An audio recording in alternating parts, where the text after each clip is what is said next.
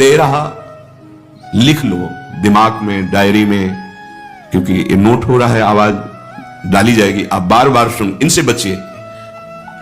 अपनी बड़ाई, अपनी प्रशंसा कभी अपने मुख से नहीं करना, नहीं तो आपके पुण्य नष्ट हो जाएंगे, बुद्धि भ्रष्ट माने गिर जाएगी, अगर परमार्थ में चल रहे तो भी, और व्यवहार में तो पुण्य नष्ट हो ही जाएंगे, बुद्धि गिरी हुई तभी ऐसी बात होती है।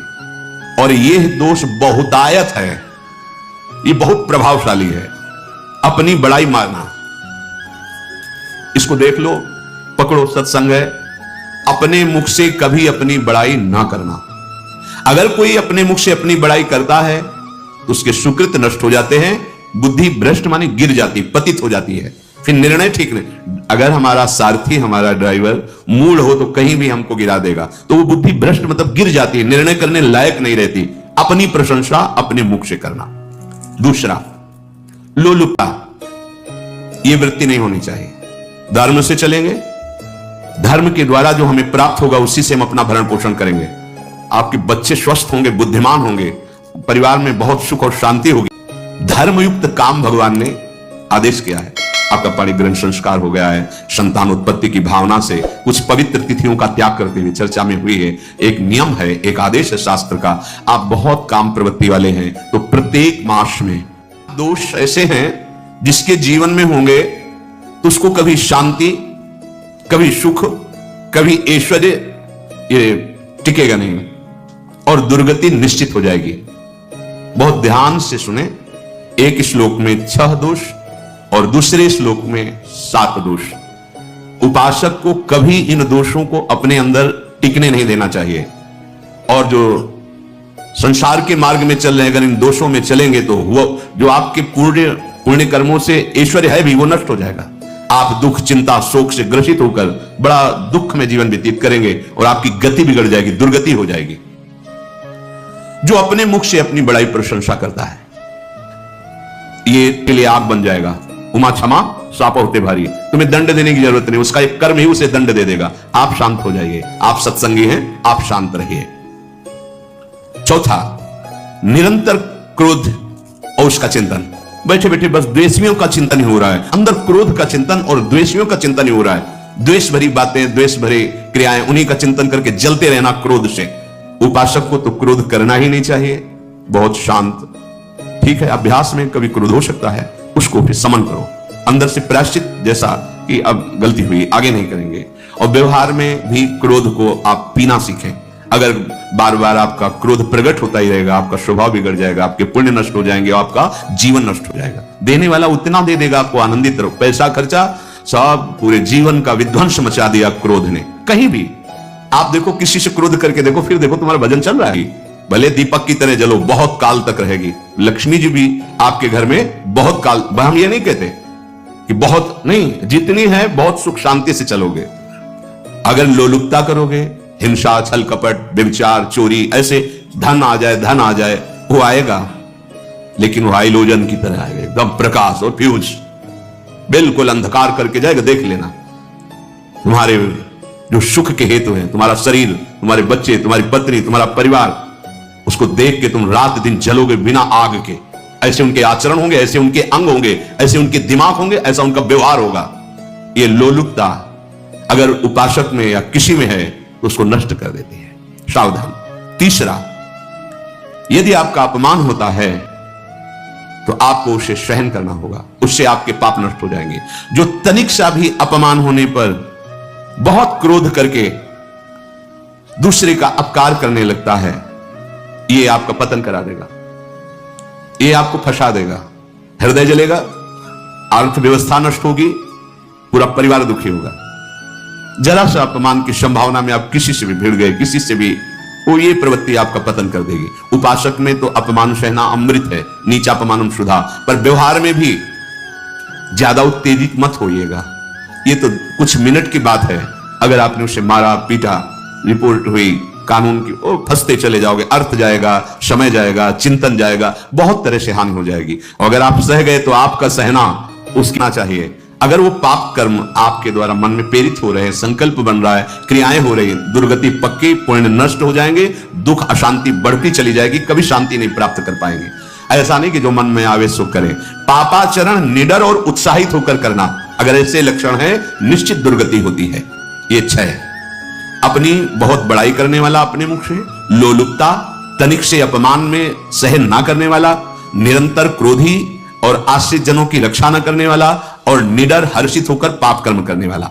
दूसरे श्लोक में 7 है, 6 7। 1 संभोग का ही चिंतन करना, संभोग में ही मन लगाना, संभोग दूसरी स्त्रियों के साथ करने की भावना रखना। संभोग पहला है, संभोग रात दिन बैठे बैठे बस यही चिंतन करना, गंदी बातों का, गंदी बातें देखना, गंदी बातें सुनना, गंदी बातों का चिंतन करना। फिर अन्य माताओं बहनों के प्रति काम दृष्टि से देखना, कोई आ जा रही है दृष्टि से, काम भाव से देखना, भोग बुद्धि से देखना, निश्चित पुण्यनाश दुर्गति। बड़े बड़े उदाहरण इतिहास में हैं जिन्होंने ऐसा दृश्य नेत्रों से देखने की चेष्टा की, मन में संकल्प किया भोगने का, नष्ट हो गए, चाहे वो कितने बड़े प्रतापी हो। ये दुर्योधन कोई साधारण थोड़ी है, भगवान व्यासदेव जी के द्वारा ही तो, भगवान व्यासदेव जी ही इसकी उत्पत्ति का कारण है। आप देखो इतने महान पुलस्त जी ही उत्पत्ति का कारण है रावण की। बस ये ऐसे दोष हैं जिनके कारण जीव नष्ट हो जाता है। ठीक है, धर्म तुम्हारी वो आनंद वृत्ति है, नहीं जलोगे और वो जलन और गुस्सा दिलाएगी और वो बैठे बैठे जलो नहीं। ये क्रोध जो है ये चाहे व्यवहार में हो चाहे परमार्थ में, दोनों की हानि करने वाला है। और आश्रित जनों की रक्षा न करना, अगर कोई भाग कर आपके पास आ गया है, कोई पशु पक्षी या कोई मनुष्य, आपको चाहिए कि अब चाहे हमारे पहले प्राण जाए उसकी रक्षा करेंगे। सीवी जैसे तो कोई बिरले ही होते हैं, पर इतना जरूर ध्यान रहे जैसे कोई पशु पक्षी किसी भय से आपके सीमा के अंतर्गत आ गया है, अब उसकी रक्षा करनी है आपको। अगर आप स्वयं मार देते हैं या मरवा देते हैं, ये आपके सुकृत नष्ट कर देगा, ये आपकी दुर्गति का कारण बन जाएगा।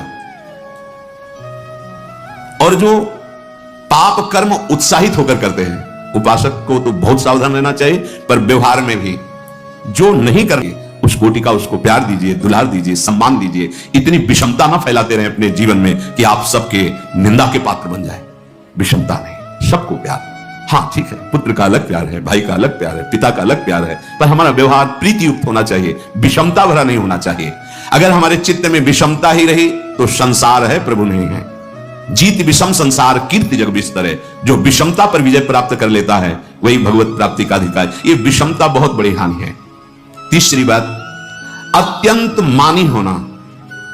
जहां आपके प्राण कमजोर होंगे, पुण्य नष्ट होगा, आयुश्री सब नष्ट होना है, ऐसे आचरण करवाएगा गुरुजनों के साथ, महापुरुषों के साथ। ये बहुत नीच प्रवृत्ति है। अत्यंत मान प्रियता, मुझे सम्मान मिले, उत्तम प्रवृत्ति है। सबको मान देना, स्वयं अमानी रहना। चौथा, दान देने की बात कह के मुकर जाना या दान देकर पश्चाताप करना। दे दिया है, बहुत जल रहे हो, दूसरे से वार्ता कर रहे हो कि पता नहीं क्या यार बुद्धि में हो गया, हमने उसको इतना कहा था, उतना दे दिया, क्यों दे दिया, ऐसा ऐसा, मतलब अंदर चिंतन करना, क्यों दे दिया, तो दिया। इसके बाद जो आपका जलन हो रही, पश्चाताप, सुकृत नष्ट हो रहे हैं। दान देकर पश्चाताप करना या दान देने की बात कह के मुकर जाना। जैसे आपने कह दिया आपको इतना इतना ऐसा, अब आप मुकर गए, ब्याज सहित तुम्हें देना होगा, ये तुम्हारी दुर्गति का कारण बन जाएगा। ऐसे ही नहीं बोलना चाहिए, बहुत होश से। वाणी एक अमोल है, जो कोई बोले जान, ये तराजू तौल के तब मुख बाहर आन। पांचवा, अत्यंत कृपण होना, ना परिवार को सुखी कर पा रहा, ना अपने को सुखी कर पा रहा। काम भगवान ने आदेश किया है। आपका पाणिग्रहण संस्कार हो गया है, संतान उत्पत्ति की भावना से कुछ पवित्र तिथियों का त्याग करते हुए चर्चा में हुई है। एक नियम है, एक आदेश है शास्त्र का। आप बहुत काम प्रवृत्ति वाले हैं तो प्रत्येक मास में जब माता वैद्य पवित्र हो जाती मासिक धर्म से, तो जिनका पाणिग्रहण आपने किया, जो पत्नी स्वरूप है, वो ठीक है, वहां भी बार बार के लिए व्यभिचार प्रवृत्ति के लिए शास्त्र आदेश नहीं करता, संयम पूर्वक, और उसका चिंतन नहीं करना। पाणिग्रहण संस्कार है, घर में विराजमान है, एक संयम एक नियम के अनुसार उसका चिंतन तो फिर भ्रष्ट कर देगा। चिंतन प्रभु का करना है, चिंतन प्रभु की सेवा जो आपके कर्तव्य, इसके चिंतन से बचो। घातक है, बहुत बड़ा जहर है। अगर विषय चिंतन होने लगा तो मरोगे, जिंदा जलोगे, दुर्गति भी होगी।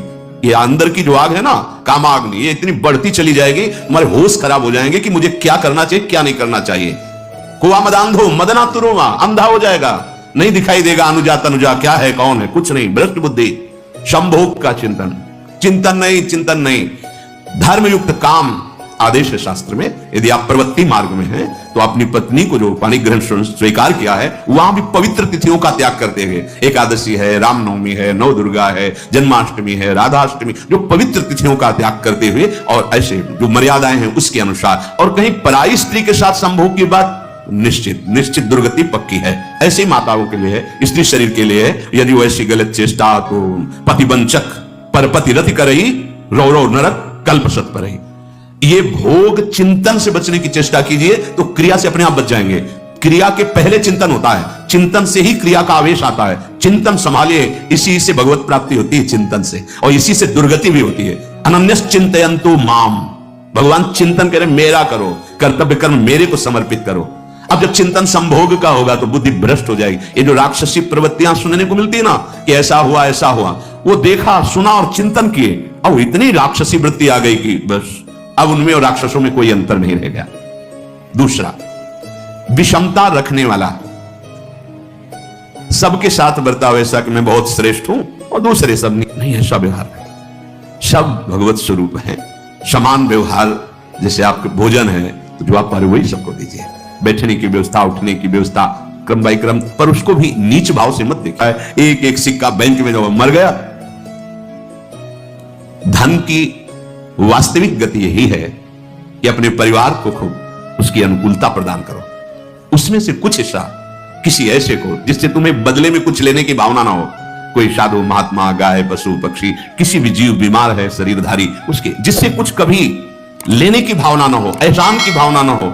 सो धन धन्य प्रथम गति जाकी, धन्य हो गया उसका धन। अब वो कृपण का धन किसी काम में, ना स्वसुख, ना परिवार के सुख, ना धर्म कार्यों में, व्यर्थ जीवन चला गया। उसी धन का चिंतन करना, उसी का संग्रह करना और उसी की रक्षा करते करते शरीर छोड़ देना, तो चिंतन बिगड़ गया। तो कह रहे हैं जो कृपणता है और अर्थ और काम की प्रशंसा, उसी की चर्चा, उसी का चिंतन, रुपया और भोग, उसी की चर्चा कर, जहां बैठे रुपया की चर्चा, भोग की चर्चा, जहां एकांत में बैठे उसी का चिंतन, कैसे रुपया बढ़े, कैसे भोग मिले। और अगर अवसर मिला तो रुपया अधर्म से आवे चाहे धर्म से, उसको इसकी कोई परवाह नहीं। भोग चाहे धर्म से हो चाहे अधर्म से, जिसका अर्थ और काम भोग ही चिंतन है वो धर्म नहीं। जिसका धर्म चिंतन का विषय है तो अर्थ और काम भी ऐसा होगा जो मोक्ष प्रदान करने वाला हो। धर्म, अर्थ, काम, मोक्ष। और जो बालक, स्त्री, पागल, असहाय, जो इनकी रक्षा न करके इनकी हानि करता है, दुर्गति निश्चित है। माना आपकी पत्नी है, उसका स्वभाव बिगड़ा हुआ है, क्रोधी है, कटु वचन बोल, लेकिन आपके ही प्रारब्ध के लिए, माना आपका पति ऐसा स्वभाव वाला, पर आपके ही प्रारब्ध से तो सहयोग बना है आकर, अब इसका निर्वाह कर ले जाओ तो पवित्र हो जाओगे दोनों। और अगर झगड़ा और लड़ाई और मारपीट और कहीं हिंसादि के रूप में उतर गए तो फिर और करनी बिगड़ गई। बालक है, आप उसको ज्ञान नहीं कि आप पवित्र है, कि आप पवित्र है, उसको ज्ञान नहीं कि आप उसके साथ व्यवहार अच्छा कर रहे हैं कि बुरा कर रहे हैं। रक्षा करनी है आपको, शोषण नहीं करना।